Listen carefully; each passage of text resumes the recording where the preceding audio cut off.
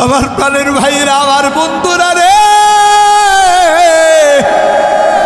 দুনিয়ার সামান্য আগুন বরদাস্ত হয় না, জাহান্নামের ওই আযাব কেমন করে বরদাস্ত করবা?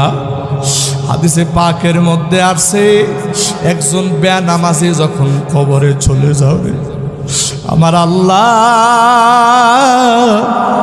ওই কবরে এত বিশাল বড় সাপ ঢুকাইয়া দিবে। একদিনের রাস্তার সমান লম্বা হবে, একদিনের রাস্তার সমান চওড়া হবে।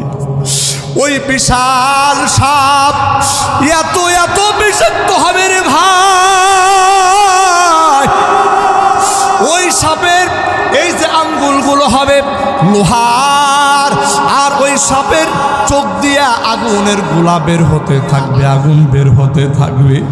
হাদিসের মধ্যে আছে, ওই সাপ যদি একবার দংশন করে 70 গজ মাটির নিচে বান্দা ঢুকে যাবে। ওরে বন্ধু, আল্লাহর বান্দা একটু গভীরভাবে কথাগুলো শোনার চেষ্টা করো। হাদিসের মধ্যে আছে, বেনামাজি যখন কবরে যাবে, ওই সাপটা তখন তারে ডাক দিয়া বলবে, আমার আল্লাহ আমারে নিয়োজিত করেছে বেনামাজির শাস্তি দেওয়ার জন্য। এই কথা বলিয়া ওই বিষাক্ত সাপ এমন ভাবে কামড়াইতে আরম্ভ করবে রে ভাই। ফজরের নামাজ না পড়ার কারণে আল্লাহর বান্দারে কামড়াইতে কামড়াইতে যোহরের সময় হয়ে যাবে।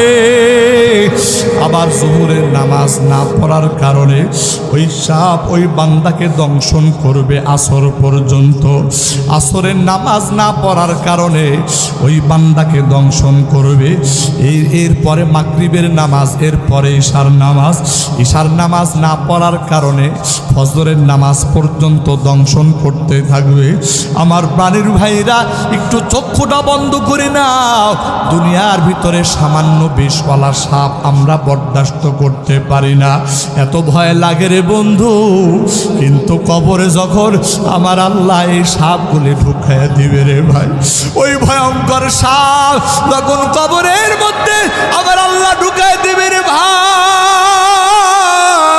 হাদিসের মধ্যে আসছে, মুফাসসিরিন ইকরামগণ বলেছেন, ওই বিষাক্ত সাপ এত মারাত্মক হবে, ওই সাপ যদি দুনিয়াতে একবার শুধু নিঃশ্বাস ফালাইয়া দেয়, ওরে বন্ধু, ওই সাপের নিঃশ্বাসে গোটা দুনিয়ার সমস্ত গাছপালা তরুলতা যা কিছু আছে সব কিছু জ্বলে পড়ে ছারখার হয়ে যাবে।